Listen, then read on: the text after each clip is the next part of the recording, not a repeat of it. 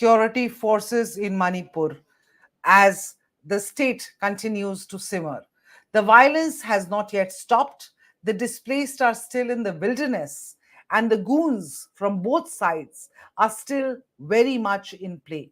But instead of tackling that, Manipur cops are now engaged in a bitter standoff with the paramilitary troops, Assam Rifles. Now, on August 5, when the police alleged that the Assam Rifles blocked police vehicles in the Bishnupur district in Manipur, the cops have even filed an FIR claiming that they were stopped by the 9th Assam Rifles during a follow-up action to conduct search operations in a case in search of Kuki militants. They filed this FIR. Yesterday, Manipur government even approved the withdrawal of troops from a vital checkpoint in Bishnupur. Now, this after protest by the women folk against alleged brutality by Assam Rifles in the valley. Now, I'm joined today by BL Vohra, former Home Secretary and former DGP in Manipur, Major General Dr. G.G. Dwivedi, Global and Strategic Affairs expert, Major General Dwivedi is a 1971 war veteran who commanded a battalion in Siachen Chushul formations in Jammu and Kashmir and Northeast India. So, I thank you, sir, for joining us today. Thank you. Let me start with you. What's happening? Why are security forces fighting against their own instead of stopping the madness in the state? 150 people have been killed, 60,000 have been displaced. What gives? Well, Aditi, I think first and foremost, it's the ironic that Manipur is on the boil for last 100 odd days, and there seems to be no orderliness and utter state of chaos that prevails, and that's why we are seeing such situations. Well, on the ground, uh, someone who has followed Manipur very closely and still following, that Manipur today is fortified, it's a battleground, and the two sides are almost on war with each other, and especially this area of Bishnupur and Chudachandpur, where there's a boundary, because Chudachandpur is dominated by Kukis and Zomis, and Bishnupur is Maithi dominated, and that's where the most sensitive incidents are taking place. The first and foremost, I think now what has happened is that even the miscreants, beside the groups which are militant groups, they are all armed and they are all fortified, and the situation is very fragile. Secondly, at the top, the government is not in control. The government doesn't have the trust of the people. There's no unified command and control at the top, and the security forces are not working in sync. They are working more or less in isolation, and that's why such situations arise. Second point is that today security forces are largely acting as buffer zone between the two sides and trying to see that no more violence take place, but they are not able to disarm these people. The law and order is not there, and there is no synergy between the security forces. So the 3 points which I like to make: until we have a unified command and control at the top, until the security forces have well defined role like the army to disarm these people, the Assam Rifle should do more of border management and of course assist the army, and the police should be doing the local law and order, but that is not happening. And 2 points about the security forces: firstly, army today is not in the counterinsurgency role. Army is more or less in the aid to civil authorities. That means they act only when they're called, and they are not able, they don't have a free hand to do operations because they are not on the counterinsurgency role.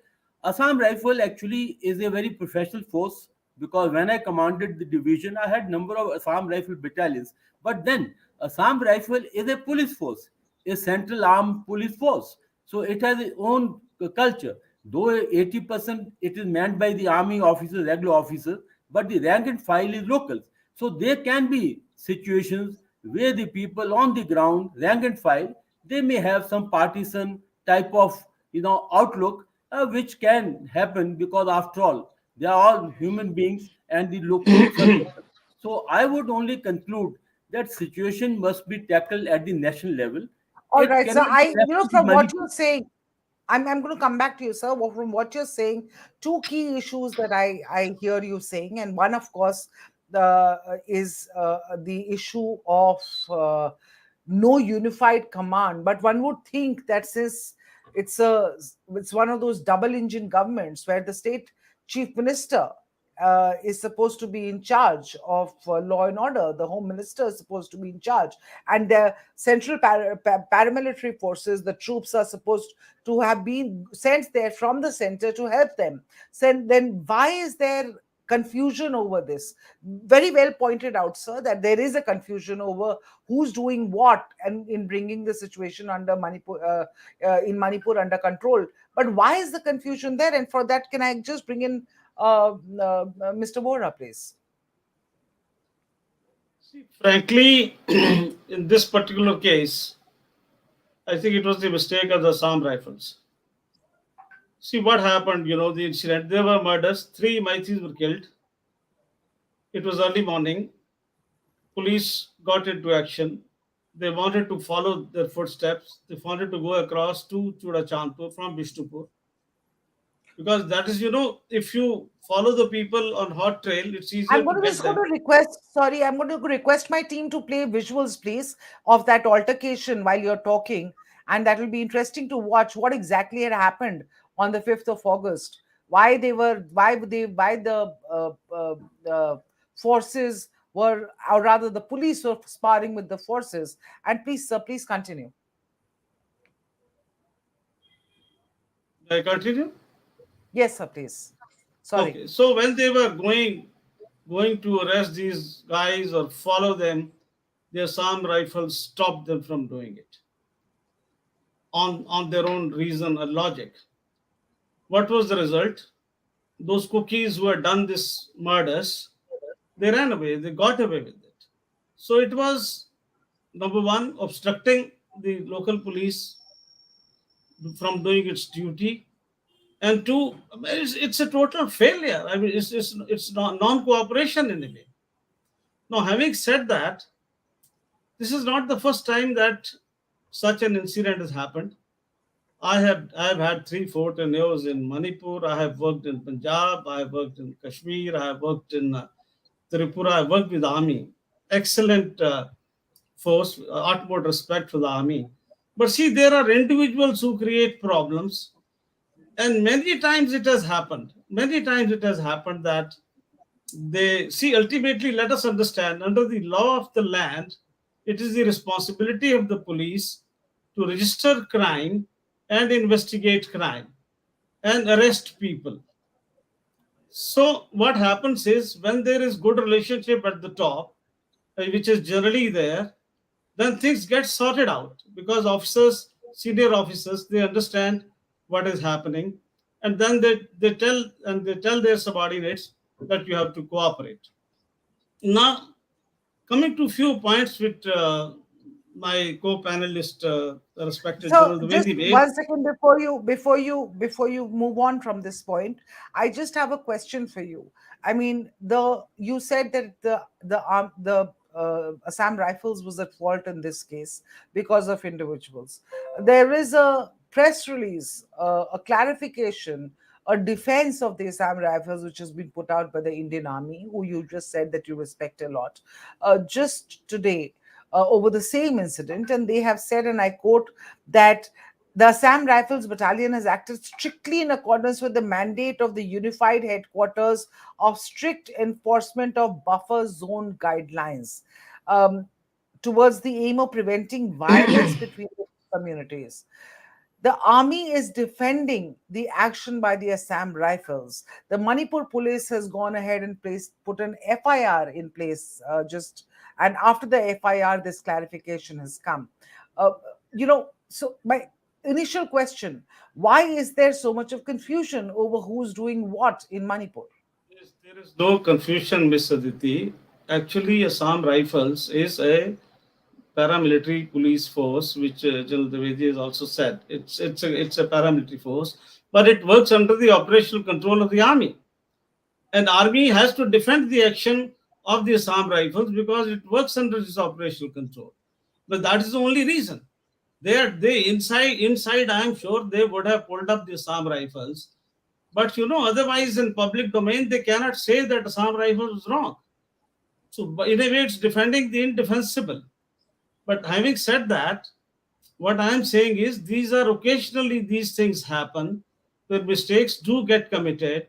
Sometimes the officers don't realize of the Assam Rifles and of the army also that according to the law, it is the responsibility of the local police to register the cases and investigate and arrest people, and the cooperation is needed. And as I said, if Assam Rifles had spoken to senior people, maybe it was early morning, they didn't want to bother. If they had done so, surely they would have been asked to give way. Or same with the Correct. police guys also. This is an unfortunate incident. But having said that, because I've faced many and I know that things have been sorted out at senior level, I have myself been there. I know I've spoken to generals and others, and things got sorted out. Now, coming to the few points which General Dwivedi made, I just wanted to have my view. Unified command is there. There's a security advisor, Kuldeep Singh. He has been named as the chief of the unified command there already. Maybe because General Dwivedi is referring to the army. Now, as far as the role is concerned, yes, army is not in control of counterinsurgency because this is not counterinsurgency at all. This is an ethnic conflict between the two communities. Insurgency happens when there's a fight against the government. There's no fight against the government, Aditi, here. It's a fight between two communities, and very rightly, army has not been given the charge of this because when two Indians communities are fighting, army should not play a role, and it is not playing a role, and which is very right thing to do. Now, as far as I told you about Assam Rifles, actually, in fact, it should be under the control of the local police when deployed. But somehow there has been a history and tradition that Assam Rifles always works under the operational control of the army everywhere, even Rashtriya Rifles for that matter, other forces also. Now, the role of the CRP and all is, very simple. CRP is seconded to the state police always, and they are deployed by the state police on the orders of the state police. Of course, there are always discussions, this and that, it always happens. So is that in your view, is that the reason that there is, because telling Assam Rifles to operate under the overview of Manipur police probably is not really what the army would like to do? And do you think No, the no, it's crux not a of the question of matter lies army. there? Aditi, no, army. It's not an army's decision by itself. It has been going on for ages. I mean, nothing new in this. What I am saying is that whereas the CRP would listen to the command of the local police, Assam Rifles will not listen. That is the point that I am making. Oh, okay. And this is what the tradition is. But here I think they showed a lot of insensitivity. This particular check post commander of the Assam Rifles, I think he did not understand as to what was happening, and he did not consult his senior officers. With the result that he did a lot of damage to the police and the functioning of the local police. The police Okay. had acted on Major its face, General, but it was not the fault of the police. That's my point. got it. Major General Dwivedi, would you like to come in here and do you agree with this assessment that it's the fault of the Assam Rifles in this particular case and not the cops? Well, first and foremost, you can't pick up one particular instance because what exactly happened on the ground is very difficult to justify or support because there will be contradictory reporting. But what point I like to make two, three important points. Aditi, the Manipur is burning for last 100 days. If there's effective, unified command, if there's effective definement of role and responsibilities, I'm sure by now this situation would have been brought under control. Not under But control. that exactly has not happened. Why? Because we are not understanding the complexities on the ground. Today, the villages are armed.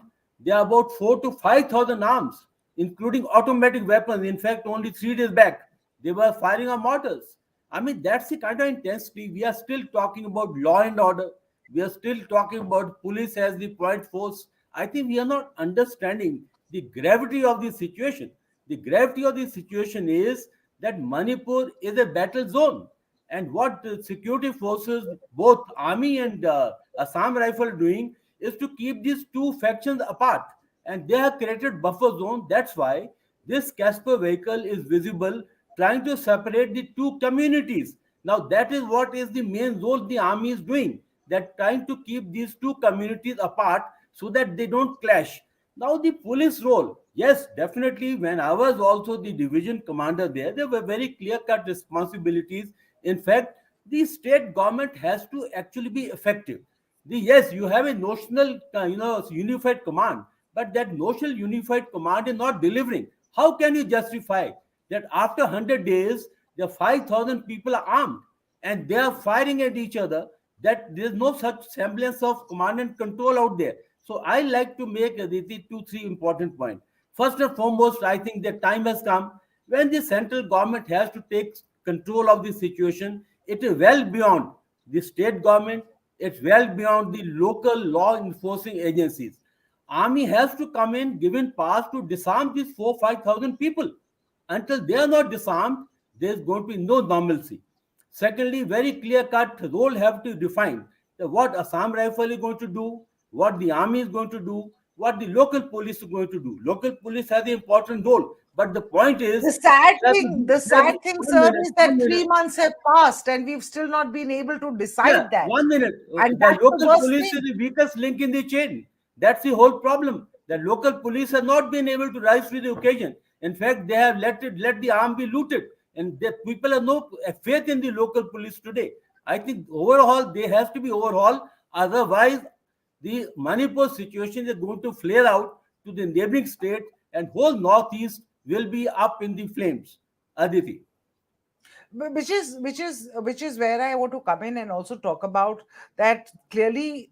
There's also this perception that, and again I'll say both, while the local police are accused of siding with the Maitis, the Assam Rifles are now being accused of siding with the Kukis, and that unfortunately, that none of the security forces there are acting in a non-partisan manner seems to be the overarching feeling that is coming out of the state. How do we address this, Mr. Vohra? How do we, because state actors should not be seen as partisan, and here both state actors are being seen to be acting in a, or at least there's a feeling in certain sections that they're acting in a partisan manner. Ms. Aditi, first of all, I entirely agree, and I have been saying on your channel and all channels that the state government has failed in the discharge of its duties. There's no doubt about it. The political process, the administrative structure, the bureaucratic, the police, everyone has failed in performance of their duties. Otherwise, no situation should take more than 3 to 4 days. And I've been saying that police there has been shambles. There is a division in the middle in the administration and police and even politicians. There are clear divisions among Metis and Kukis, which is very bad, very unfortunate. And there is a need of hard decisions to be taken at political level, administrative level, and police level also. Now, hard decision at the political level, you can make out what I'm trying to say. At the administrative level, see all I the think the local chief minister officers. should There, resign. there That is are perhaps what you'd there like are to there say. are local officers who have favored their own communities. They should be all shunted out of the state. From outside, neutral officers with well-known record of proficiency, efficiency, and competence should be sent in there, and they should be asked to handle the situation, and of course with the very very active support of the central government. Now, see, because you started talking of this particular incident, so my comments were with regard to only that particular incident which I was saying. Got it. Got it. Fair enough. Now, otherwise, as I said, there's a need of hard decisions, and people they have been appealing them to surrender weapons. See, weapons. In fact, many of these have been handed over by the armories officers of the Assam Rifles of the local police. Both are guilty because the officers of the local communities posted there, they have done the mischief. So action should be taken. No head has rolled so far. Heads must roll. They should have been rolled by now. And By appealing, they got back only about 1100 weapons back out of about 4500 earlier, and now entire battalion has been looted, recently. Now the point is that I think hardcore operations must be conducted, for which, of course, if need be, yeah, army can also be asked to get in. And Otherwise, see I'm what is really happening. agree with you, sir, In and I give really me feel. give me a minute, Aditi. Yes, please. In an insurgency situation, even 100 weapons are more than enough to create havoc. Here they have Absolutely. gone in thousands. So many would have gone abroad, many would have been sold, many would be going to very many other mischief mongers. And I'm afraid militancy now will raise its head for another decade or so in Manipur. That is my assessment. So I think it's very important that swiftly every action should be taken. The state government So has failed, a and to that situation in extent, central Manipur, government has also failed. Yeah. right, sir, very badly managed. Last three And also, months, just one, not I'm sorry, just one more point. Assam Rifles is not favoring cookies. Point is, they are in the middle. So it's not a yeah. What question do of they who's the do? one side. They said you can't go. That's it. But I think this they should have taken into account the factors at that particular point of time. Yes. You're talking about that particular place, but overall, you feel that this sentiment that one force is favoring No, on one I side don't and the other, subscribe to this. I don't you would subscribe to subscribe. this view that Assam Rifles was favoring cookies. No, they were just being hard. We will not let you go, whatever may happen, which was a very But bad now thing to that do. Manipur police has gone and filed an FIR against Assam Rifles, the army has had to come out and issue a defense of Assam Rifles. All They this have while no other way. They have no other option. right, Yeah. all this while Manipur continues to burn, sir. I want to ask you, and I want to come to you, Major General Dwivedi, is what is the problem between Manipur police and Assam Rifles? Because this is, and from what I know, this is not a here and now issue. The tensions between these two forces have been simmering from a long time. Can Problem you is just lack of give us a coordination. perspective? Lack of coordination. You That's asked it. me the question. Let me reply. You see, the point is that each force has its own culture, its own tradition, its own way of functioning. That is point number one. And when there is a proper coordination, then we optimize the potential of each force. So obviously, here I find that there is lack of coordination, and at the low level, the things are happening which are not in the larger interest neither of the state nor of the organization. The point at issue is once the clearly roles are defined, then you find that each security force functions as a wild oil machine, like the army. Army has the major role. Actually, they can do the disarming of these, groups and also the villages. They are the only one who can do it. Police will not be able to do it. Assam Rifle is in support of the army, operates under the army, and they also are given very clear mandate as to how much they'll be involved in this sort of situation. And local police, of course, has the role of local law and order. And I think in this case, this possibly is, if you take this instance as if you are playing it up, that in this case, I think there's lack of coordination at the low level because in one way or the other, this could have been sorted out, and this could have been a combined operation. In fact, Correct. if this could have been a combined operation, if there's a good understanding, I'm sure this could have. And we always did a lot of combined operations because no operation can be done. Like when the army is operating, it requires a lot of intelligence. Intelligence comes from the local police. If the Assam Rifle is operating, they again, there's a lot of give and take. So in this situation, I think this has been badly managed on the ground. In fact, if there was good understanding, this could have been converted into a good joint operation and a successful one, and could have been a good model for the future to follow. Aditi. Is there any previous tension that we don't know about between these two forces, sir? It has because of AFSPA. No, no, Well, I don't think so. AFSPA is a different thing altogether. Let's not get into that. It has nothing All to right. do with it. Okay. There are some analysts that say that the incredible profits generated by the illegal poppy and opium business is also responsible for the latest flare up in Manipur. I'd just like to get your sense on this. Absolutely. You're asking me first? May I? Yes, sir. Okay. Yes, please. Absolutely. In fact, this is one of the major factors as to why this flare up. You know the history. See, recently in the past few years, many cookies have come over from Myanmar. It's a long history. Why go there? Yeah, Because see, they are the same, ethnically the same. See, in Myanmar, the government is the army. It doesn't run in the border areas, but they have been putting pressure on these guys. So they came over. The local cookies who were there, the old cookies, if you may call them, they gave them shelter, and those people were experts in poppy cultivation. It gives a lot of profits. So those people were settled in new villages and allowed to do cultivation of poppy, and even the locals also, the old cookies also joined in cultivation. And the right. government took action against that and destroyed 1,700 acres of land from where poppy was being cultivated. So the drug lords who were losing money, this was one of the reasons. The High Court order was just a trigger. They were looking for some excuse. And because government demolished some villages, did biometrics of the new cookies, which was not to their liking, and they hit back the moment this occasion came, and then Mathis hit back with a stronger force.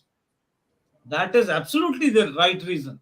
There's no doubt about And it. and let me just come to you, Major General Dwivedi, for uh, how do you think we can solve this situation? I mean, of course, I'm not talking about the illegal poppy and opium business. I'm talking about the overall situation in Manipur. It's been allowed to burn for 3 months.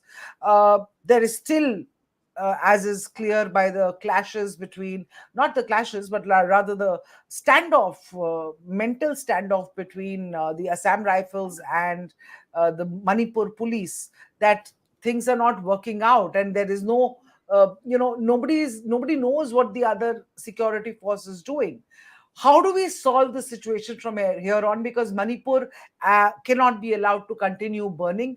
Uh, I'm sorry, I'm asking you this. It's something that should have been, at 3 months later, it's something that should have been done and dusted and solved a few months ago. Well, Aditi, I think first and foremost, we have not taken this issue at the national level. It's a very complex issue. It doesn't involve only Home Ministry or the security forces. The ambit is far and beyond because it has a number of connotations. First and foremost, I think the issue actually concerns the whole of Northeast. And you know, the Northeast is a very sensitive region because you see the border along with China, you see the Myanmar, which have been totally sinicized under the Chinese influence, and a lot of demographic inundation, the drug menace, all that is actually part of the problem. And this cannot be just only left to one ministry or one force. Second point is once you take it at the national level and you go beyond the politics, I think it is well understood and writing is on the wall that whole the situation have been a big failure with capital F. It is a failure at the political, it is a failure in the administration, and more than that, it is a failure of the local law and order agencies. I think time has come that we need to address the issue as a national calamity, as a national crisis. And therefore, first and foremost, we need to sort out the political structure. I think there need to be either the rule of governance by the governor or central agencies that this government actually has lost credibility, lost trust, and therefore I don't think it can deliver. Secondly, the current structure, whatever the unified command, I don't think is effective. I think this needs to be revitalized, and we need to bring effective administrators who actually can put the plan because we are only doing firefighting action. For large amount of time, we are discussing the small issue of between the police and the Assam Rifle. We are not looking at the major issues, and that's what is happening in most of the channels. We are going on the tactical issues, not addressing strategic issues. So, therefore, I think the effective unified command has to come in. We need to define very clearly the roles of each of these security forces, and more importantly, this arms. The Manipur has to be disarmed. Otherwise, this is going to convert into militancy, and all the insurgent groups, which we had taken a lot of pains and lost a lot of blood to get them actually defanged, will once again surface. And my only worry is that this situation is going to pan out to the other northeastern states, and in the neighborhood, full advantage will be taken by China, by Myanmar, and other elements which are involved in drug smuggling, gun running. And at the end of the day, I think we would have been in a very difficult situation. And now the time to act tough, act hard, and act in a very cogent and a visionary plan, so that we are able to get this situation in order. But let me tell you, the way it is going to take time, and going to take a lot of time, Aditi. Act tough, act hard, and act quickly is the message that I hear from you. And you're painting a very, very scary picture, not just insurgency spreading in Manipur, but the entire Northeast, as well as, our, our very not very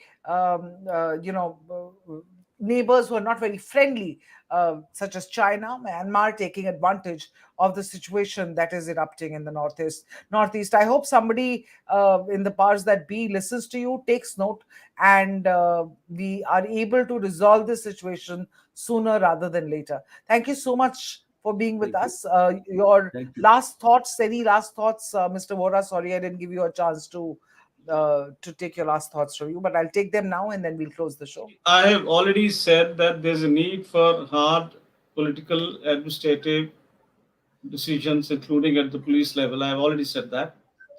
China, yes, we have to be careful. Myanmar government, I don't think will take much of advantage. They have their own problems. They have a limited writ running the government. But I don't agree with the assessment that this problem is spread to the entire Northeast.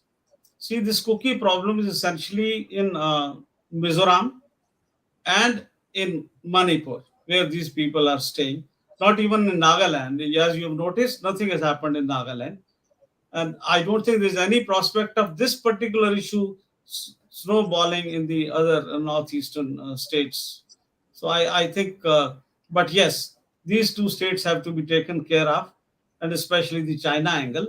But sooner we take the decisions, hard decision, the better it is. I think we have failed as a country to show resolve, which is, I think, something regretful. And whatever action we take, it will be late, but better late than never. Thank you, Aditi. Yeah, we're already 3 months late in taking that action, but thank you so much for joining us. And I hope some fast and cohesive action is taken soon. Otherwise, this does seem to be a problem which is going to have a long spillover effect. Thank you so much for joining this broadcast. Thank you, viewers, for watching this, and stay Thank tuned you. to Hindustan Times. Do stay tuned to our YouTube channel and click on the bell icon below to subscribe and stay tuned to us. Thank you, Mr. Vohra. Thank you, Aditi. Thank you very much. Thank you. Thank you, General Dwivedi. Thank you, Aditi. Thank Thank you. you.